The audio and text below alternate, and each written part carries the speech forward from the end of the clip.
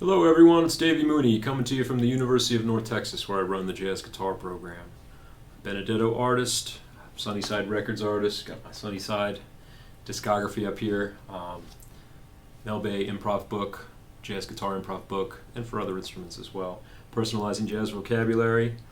And yeah, it's getting a little chilly here in Denton. We just had our first couple days of kind of fall weather for all of y'all out there in colder climates. You might find it's a little ridiculous, but I had to play outside solo guitar the other night, and it was less than pleasant on the old fingers here. But we're here, we're climate controlled, and I want to talk to you about Bill Evans' tune "Very Early," which is one of my favorite Bill Evans songs. I think along with "Turn Out the Stars," and I did a video on that a few months back. I don't know when you'll be watching this video.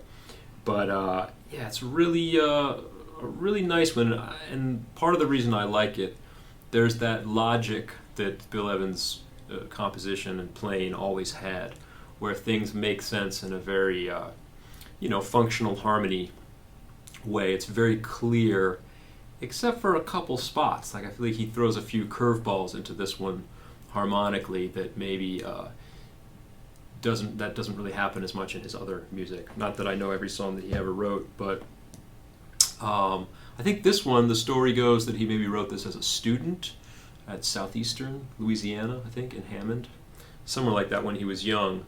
And it does have a very early, that late night vibe. Either it's very late at night and you haven't gone to bed and it's very early, or you got up very early, but there's a quietness to it that I really enjoy. And I know this tune. I think it's the first recording of it is on Moonbeams, which is like, 61, 62, maybe even 63. But right in that period after, Scott LaFaro died tragically, and Bill Evans, he did that record with Jim Hall, Undercurrent, around this time as well. So great. That's one of my favorites.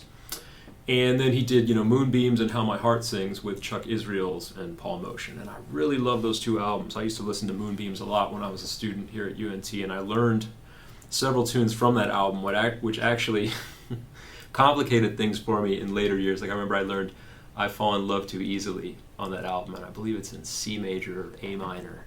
And so most people play it in E flat, and so I had to, that was an issue. And then Stairway to the Stars, he does some reharmonizations that are different than like what Dexter Gordon does. But yeah, it's so great. Bill Evans, he always has his set of changes for standards, and then the changes on this song are so interesting. So I'll go through it. It's like a waltz and pretty chill. I think I like the original version too because it's a little more mellow, and I like that. But so it kind of goes back and forth in key areas between C and D flat. But also there's some parts that are in B and some parts there's one part that's in D. And it's a series of 8-bar sections. So it's like 4 different 8-bar phrases. The form is like, I guess you could call it AAB, but the A is 16 bars. I just kind of think of it as you have an 8-bar phrase, another 8-bar phrase. Each of those 8-bar phrases repeats, and then you have 2 more 8-bar phrases. So 4 different phrases, but the first 2 phrases kind of repeat. So I'll show you what I mean. So you got C major, and the harmonic rhythm is basically 1 chord per bar. So you got to B flat 7, to E flat major, to A flat 7 with a kind of cool alteration in the melody, D flat major, G7, C major. And that's the first 8-bar phrase. So C major, B flat 7, E flat major, A flat 7, D flat major, G7, C. And then a B flat 7 sharp 11, which somehow takes you to D. And that's one of those interesting things that, and again, I don't know every single Bill Evans tune, but rather than giving you some kind of 5-1 to get you to D, somehow he resolves to C, and then B flat 7 sharp 11 to D major. So the next 8-bar phrase, you got D major, A minor, F sharp minor, B7 like a 2-5, to E minor, and then a resolution to, so that's more about it. Resolution to D flat. So D major, A minor, F sharp minor, B7, E minor, A flat 7,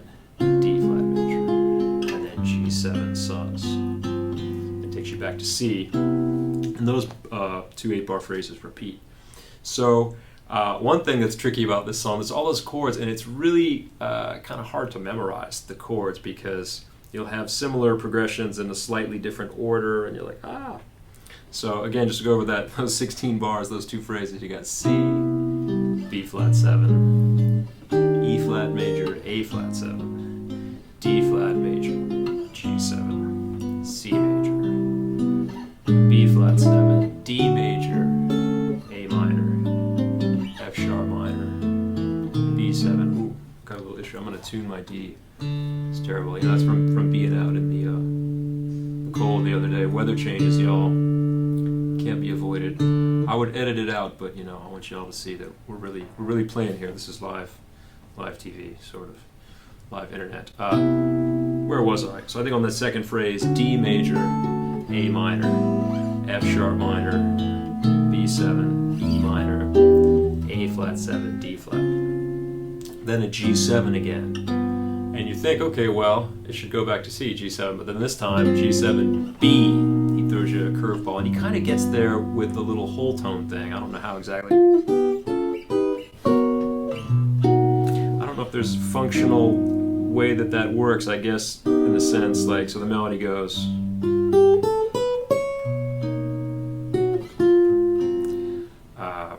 F goes up a whole tone scale, and then lands on a C sharp. And then you're on a B major 9 chord from a G7. So I guess it just kind of, the logic of the whole tone scale gets you from G to B, because that's a major third, 2 whole steps. I don't really know, honestly. It just kind of, you just end up there. And there have been so many chords so far, and so many little tonicizations and modulations that you're just like, okay, we're in B now. Cool. And so I guess you could consider this the B section. But again, it's kind of like there's just 4 different 8-bar phrases. The first 2 of them repeat in sort of like an A section might. But so this, now we got B, A flat 7, D flat major, B flat 7. And before, B flat went to E flat, right? But here we got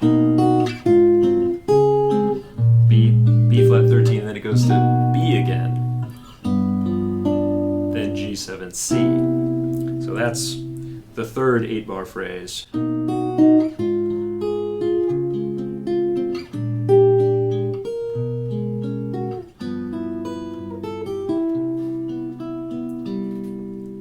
then from that C major, A flat 7. And the last 8-bar phrase, you got D flat, G7 back to C, and then goes 1 6 2 5 2 5 1. And the version on Moonbeams at the end, they extend the last chord a little bit. Other versions don't do this, but over a G pedal they have like a C major, then a D flat triad, then an E flat triad, D flat triad, and then they go into the solo part. Although on Moonbeams as well, when they do the soloing, they only solo on those first 2 phrases. So that 16, they do a 16-bar form instead of a 32. If I can do some math, instead of 48 bars. I guess they didn't want to mess with it, try to memorize all of that. But yeah, I remember working on this with students and trying to get them to memorize this tune, and somehow I found that kind of counterintuitively, because usually when I'm trying to learn something, it's important for me to go slow. Like if it's an intricate melody, if I were learning Motion or a Charlie Parker or a Bud Powell melody, my tendency is to try to go too fast, and then it ends up taking longer to actually get it down. But this one, for the memorization, I kind of find that I have to kind of go through a chunk of it somewhat quickly to just kind of muscle memory. I don't know why exactly that works on this song, but it did for me, of just kind of going like, okay, well, the first 8 bars, C, E flat, E flat, A flat, D flat, G, C.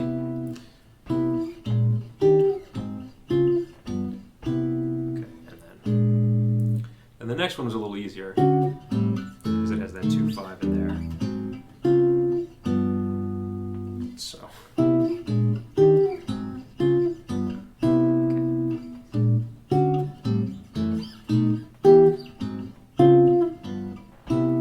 and that helped me for some reason, just to like think of it as I'm memorizing 8 bars at a time. 8 bars. rather than, okay, well, it's a chord, somehow doing it in smaller sections, I would just get confused. And then really on the next part,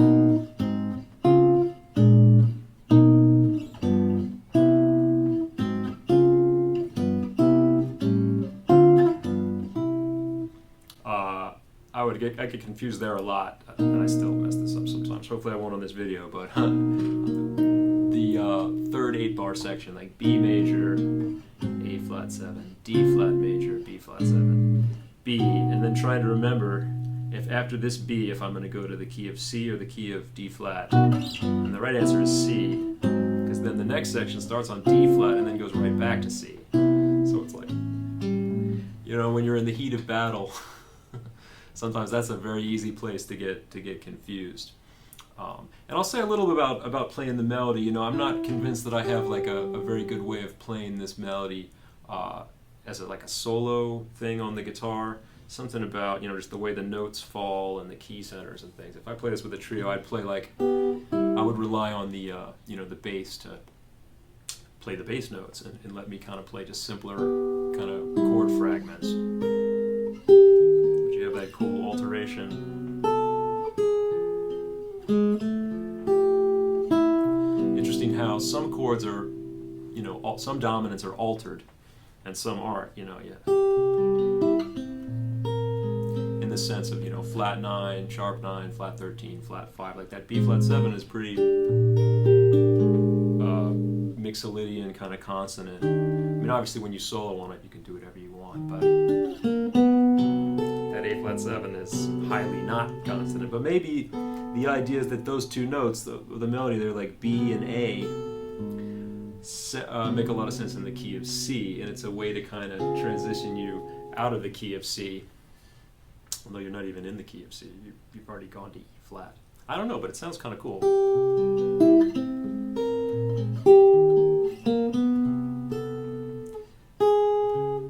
And part of me always wants to go. When it resolves to C, do like a sharp 5, 6, and then back to the note A flat, the B flat 7, sharp 11. And I like how on this B7 chord here, it's flat 9, 13, but then it goes minor. And,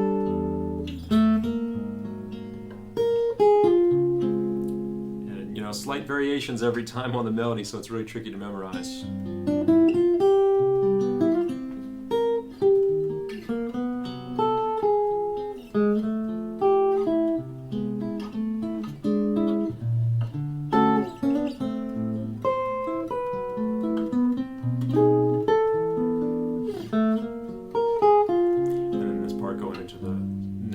Eight bars. And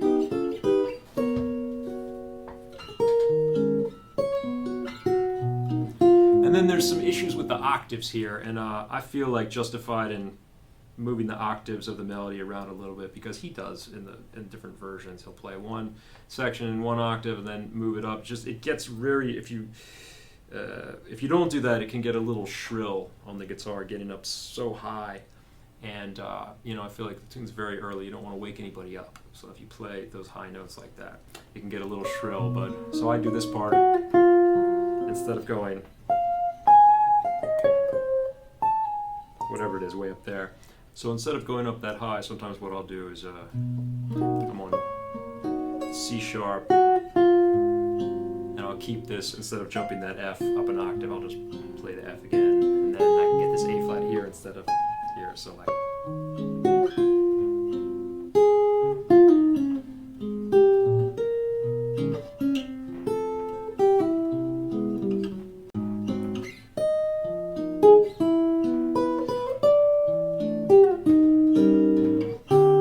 The original version doesn't go, it doesn't have that moving thing of like, like D minor,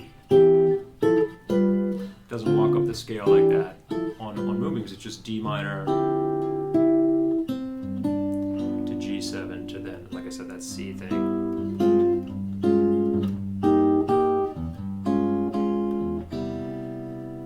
So anyway, and then I guess, let's see, harmonically, just kind of try to outline every chord.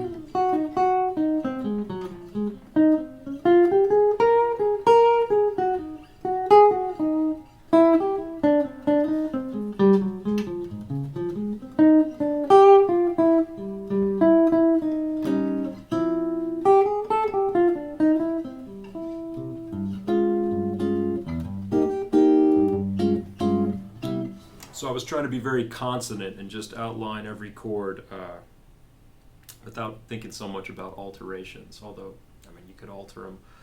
You could alter all the dominants as well. Although sometimes when a tune moves around that much to different key areas, I find that sometimes if you alter all the dominants at the same time, you kind of end up with something that's sort of less than the sum of its parts. You know, you try to do all these hip things, and somehow, I don't know, you lose how the modulations, just the consonant notes of going to those different keys, give you that harmonic variety. Whereas if you flat all the 13s and sharp all the 11s, sometimes you end up with notes that aren't as hip, like in context. And that's a personal preference, obviously, but that's kind of an artistic choice that I like to make. Like one part that I'll show that's a little interesting, maybe, and then I'll play some courses on this. It's just like that. The third 8 bars, so the first 8 bar section that starts with B major, where you have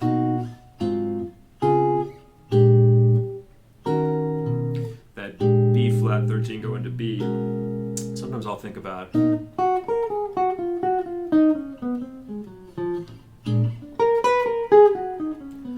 of that B flat 7, even though in the melody it's got a natural 13 on it.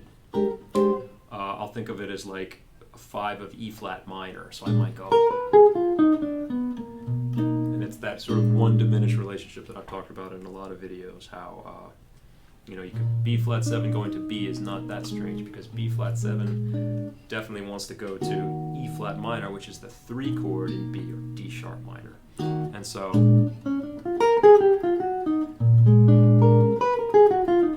almost like I'm playing E flat harmonic minor, although I only have 3 beats, so I'm not, unless I were playing really fast, I wouldn't be able to cover that much of it. But so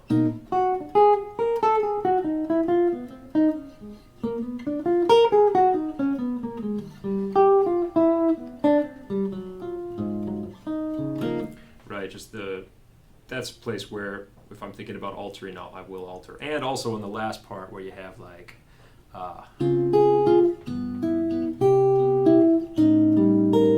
kind of in the melody for that A7 in the last 8 bar section. We have D flat, G, C, A7, like a 1 6 2 5.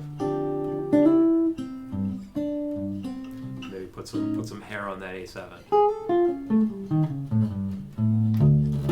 So anyway, that's a lot about very early, and I'm going to play some courses on it now, and hope you enjoyed it.